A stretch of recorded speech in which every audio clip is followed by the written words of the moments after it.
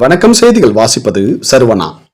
மருத்துவ கழிவுகளை பொதுவெளியில் கொட்டி சுகாதார சீர்கேடு ஏற்படுத்தும் சிவா கிளினிக் மீது சுகாதாரத்துறை நடவடிக்கை எடுக்குமா? வேலூர் மாவட்டம் பேரணமட்டு பகுதியில் முக்கிய இடத்தில் இயங்கி வருகிறது சிவா கிளினிக் என்னும் மருத்துவமனை. நோயாளிகளுக்கு உபயோகப்படுத்தும் சிரஞ்சுகள், நீடில்கள், மருத்துவ பாட்டில்கள் உள்ளிட்ட மருத்துவ கழிவுகளை குப்பை போல கொட்டி வைத்துள்ளனர். இதனால் அப்பகுதியில் சுகாதார சீர்கேடும் பொதுமக்களுக்கு நோய் பரவும் அபாயமும் உள்ளதாக தெரிகிறது. இம்மருத்துவமனையை மருத்துவர் சிவமூர்த்தி என்பவர் நடத்தி வருவதாக தெரிகிறது. உடைந்த மருந்து பாட்டில்களின் துகள்கள் பொதுவெளியில் செல்லும் பொதுமக்களின் பாதங்களை பதம் பார்ப்பதாக கூறப்படுகிறது. மருத்துவமனைக்கு வருவதே நோய்க்கான சிகிச்சை பெறவே தானே, மீண்டும் புதிதாக ஒரு நோயை பெற்றுக்கொள்ள அல்ல.